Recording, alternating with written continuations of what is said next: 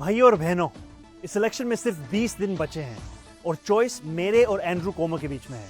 अगर आप पहली बार इलेक्शन के बारे में जान रहे हैं तो ये है जो एंड्रू कोमो ऑफर कर रहा है। आज मेरे पास बिल्डिंगें हैं, प्रॉपर्टी है, बैंक बैलेंस है, बंगला है, गाड़ी है, क्या है तुम्हारे पास?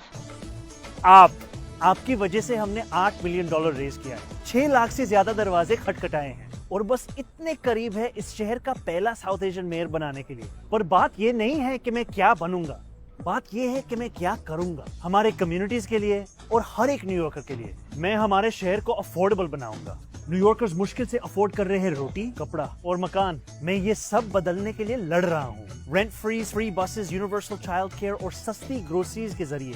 पर आपको एक सवाल पूछना चाहता हूँ, तुमने कभी किसी को वोट किया? कभी किसी को रैंक किया? देखो, यहाँ न्यूयॉर्क सिटी में हम रैंक चॉइस वोटिंग यूज करते हैं। इसका मतलब है कि सिर्फ एक कैंडिडेट को चूज करने के बजाय आप 5 कैंडिडेट्स तक को रैंक कर सकते हो अपनी पसंद के हिसाब से। सोचिए, ये 5 लस्सिया कैंडिडेट्स हैं और मैं ये वाला हूँ। ये सिस्टम ऐसे काम करता है। सबसे पहले फर्स्ट चॉइस वोट्स काउंट होते हैं। जिस कैंडिडेट के वोट सबसे कम होते हैं उसे हटा दिया जाता है। लेकिन अगर वो आपका पहला चॉइस था तो आपका वोट खत्म नहीं होता है, वो आपके नेक्स्ट चॉइस को चला जाता है। ये प्रोसेस तब तक चलता है जब तक किसी कैंडिडेट के पास आधे से ज्यादा वोट्स ना हो जाएं। आप जितने ज्यादा लोगों को रैंक करते हो उतनी ज्यादा आपकी बैलेट और आवाज में ताकत होती है। इसलिए मैं चाहता हूं कि आप मुझे, ज़ोहरान ममदानी को, अपने बैलेट पे पहले नंबर पे रैंक कीजिए। और सिर्फ मुझे नहीं, बाकी बैलेट भी जरूर भरना।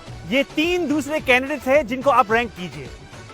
लेकिन एक बात याद रखना, एंड्रू कोमो को रैंक नहीं करना। उसका कैंपेन ट्रंप के डोनर्स के पैसों से चल रहा है। अगर वो जीता तो डीसी के साथ साथ एनवाईसी भी उनका होगा। विश्वास नहीं होता तो खुद उनसे सुनिए कि क्या होगा अगर कोमो जीता तो।